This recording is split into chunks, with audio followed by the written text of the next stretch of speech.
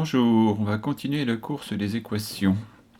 Alors, on avait vu la dernière fois qu'on pouvait voir si un nombre donné était solution d'une équation ou pas. J'avais fait un premier exemple, j'avais proposé le nombre 0, on a fait les calculs et on a vu que 0 ne fonctionnait pas.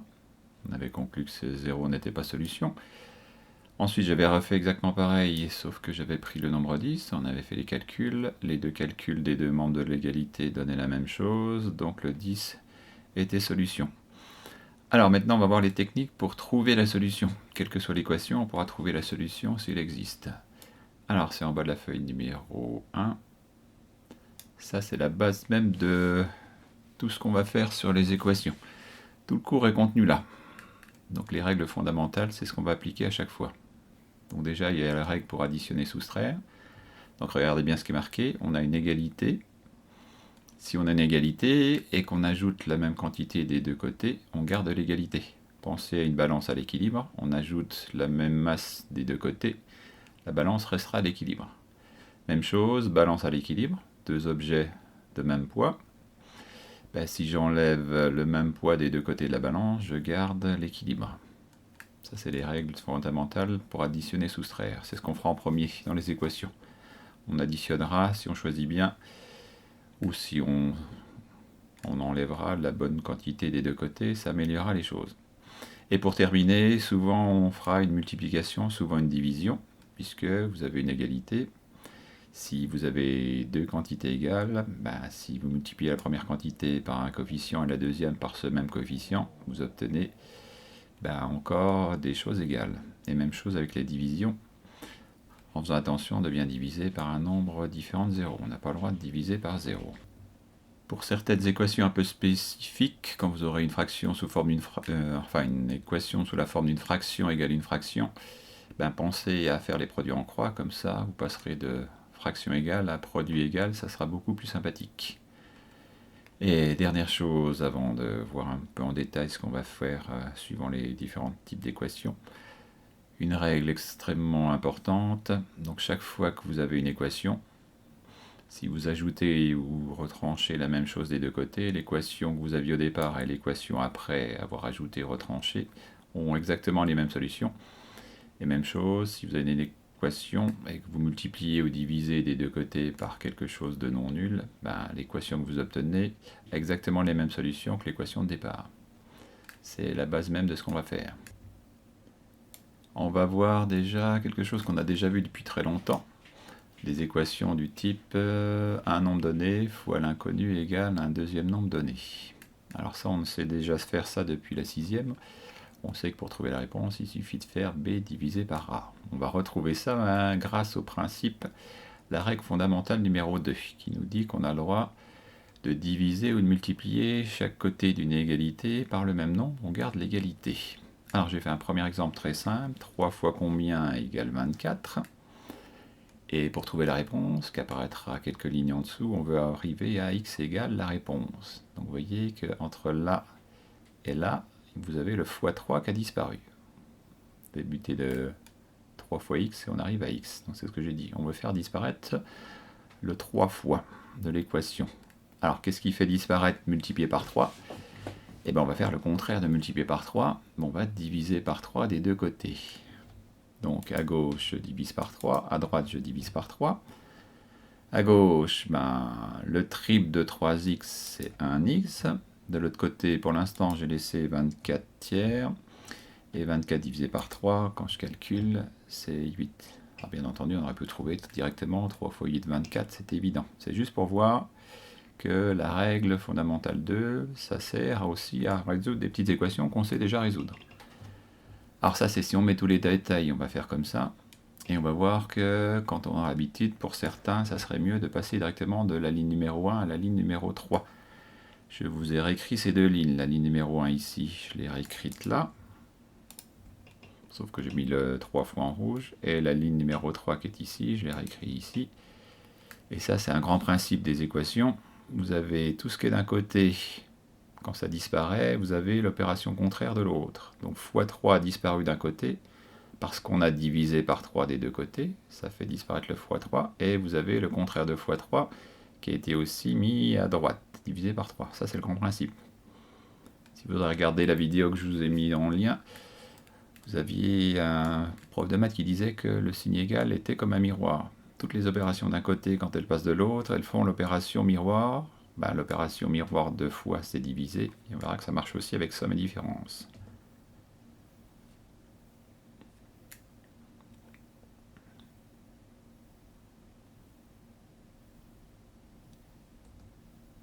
Deuxième type d'équation.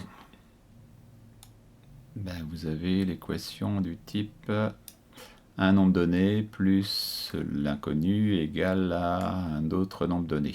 Et on va utiliser cette fois-ci la règle numéro 1, qui est en bas de la feuille 1, qui nous dit qu'on peut ajouter ou soustraire la même quantité des deux côtés d'une égalité. Alors, c'est ce qu'on va faire. Même chose, si on regarde au départ, on a x plus 5, et à l'arrivée, on a x égale. Donc le plus 5 a disparu. Ce que j'ai mis ici, on va faire disparaître, ajouter 5. Comment on fait tourner disparaître à ajouter 5? On va prendre l'opération contraire d'ajouter 5, soustraire 5. Et si on veut utiliser la règle fondamentale numéro 1, si j'enlève 5 d'un côté, je suis obligé d'enlever 5 de l'autre côté. J'ai enlevé en rouge le même nombre des deux côtés, j'ai gardé l'égalité. À gauche, 5 moins 5, ça disparaît, il ne reste plus que le x. De l'autre côté, j'ai remis pareil, et 3 moins 5, ça fait moins 2. Même chose, quand on aura l'habitude, on va essayer de voir le passage de la ligne 2 à la ligne 3. Enfin, de la ligne 1 à la ligne 3 plutôt. Donc ligne numéro 1, c'est ce qu'on avait au départ, ça. Et ligne numéro 3, c'est ça que je vous ai réécrit. Et encore une fois, on peut voir l'effet miroir de l'égalité. Tout ce qui était d'un côté qui a disparu, c'est passé de l'autre côté, et ça a été, ça a mis l'opération miroir de plus 5, moins 5. C'est ce que j'ai mis en remarque. Additionner à gauche est devenu soustraire à droite. Cette chose-là, ça s'appelle transposer le 5 de l'autre côté du signe égal. Transposer, c'est le morceau d'une somme ou une différence qui passe de l'autre côté. Ça marche dans les deux sens. Plus 5, moins 5 de l'autre côté. On aurait pu faire en sens inverse, moins 5 qui devient plus 5 de l'autre côté. Donc la règle de transposition, on peut transposer un nombre, une expression algébrique, de l'autre côté du signe égal à condition de changer le signe qui le précède, puisque le 5 c'est ajouter 5 ici, donc si je transpose moins 5, ou si je veux transposer un moins 5, c'est 5 enlever moins 5, le contraire d'enlever, ajouter moins 5.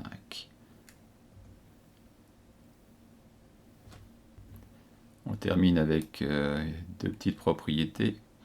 Sur les équations, vous avez l'inconnu plus quelque chose égal en faisant disparaître le a. Avec son plus d'un côté devient avec un moins de l'autre côté. Et même chose, multiplication à trous, on connaît ça depuis la 6e. Un nombre inconnu fois a égale b, on divise b par a pour avoir la réponse.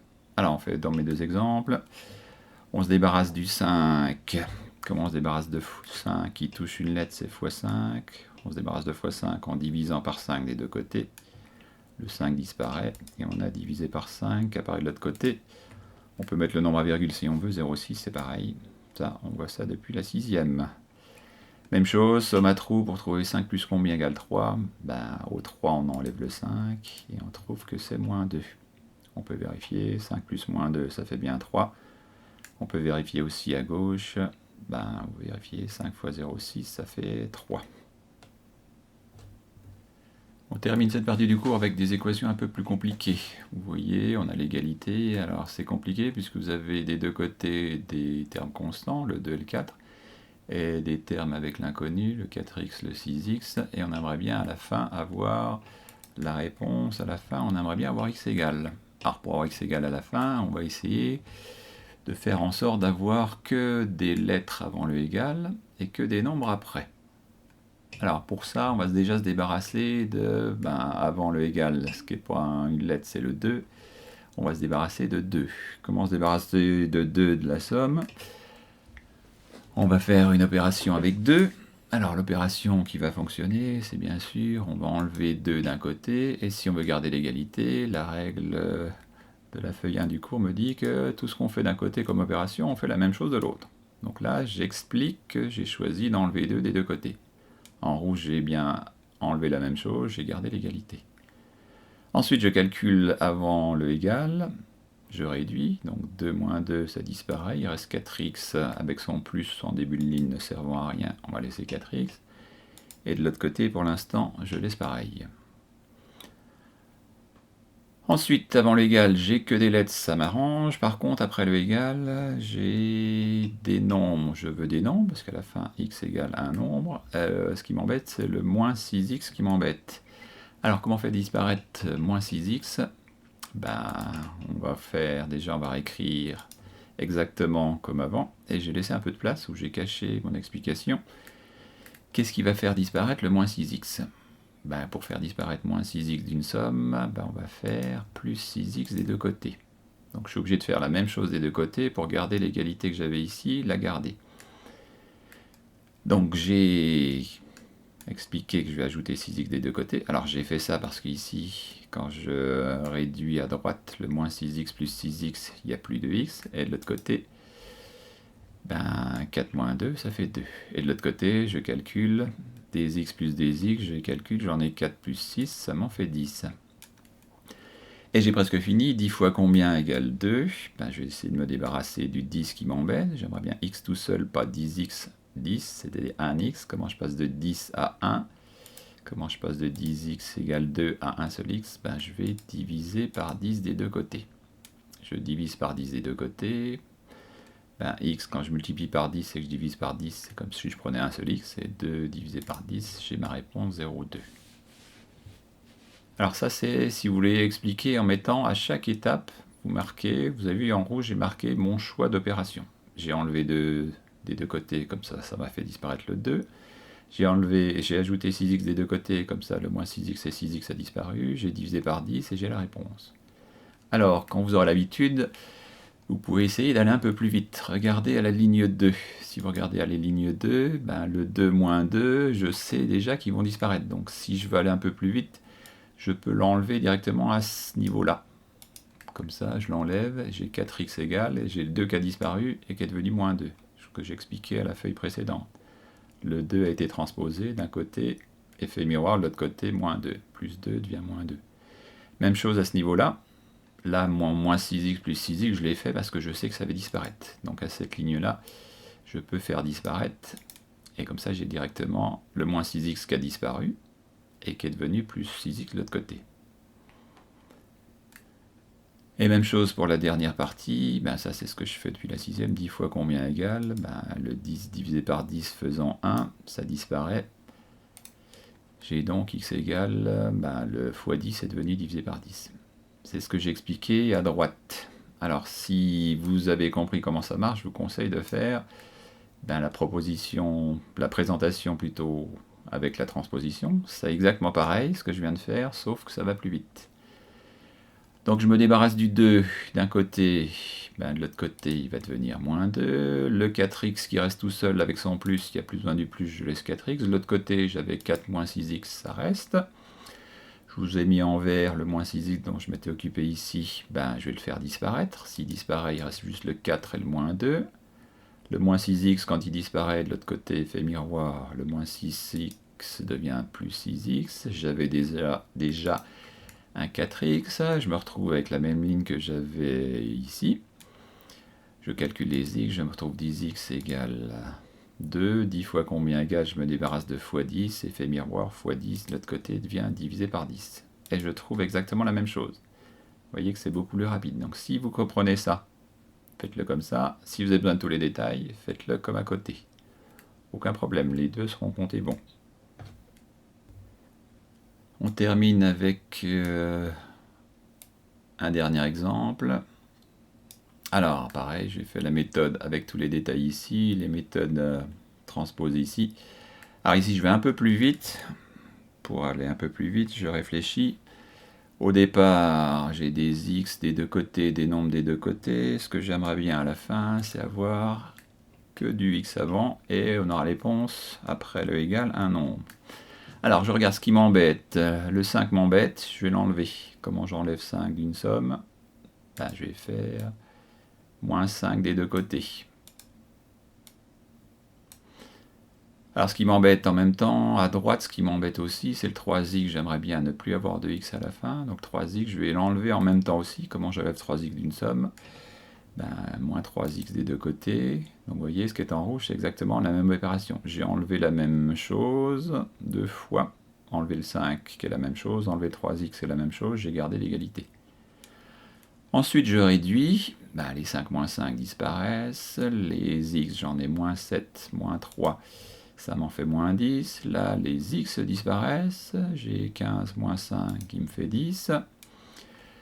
Je divise par 10 des deux côtés, puisque j'avais moins 10x égale, je vous rappelle, c'est pas 10 moins x, c'est moins 10 fois x.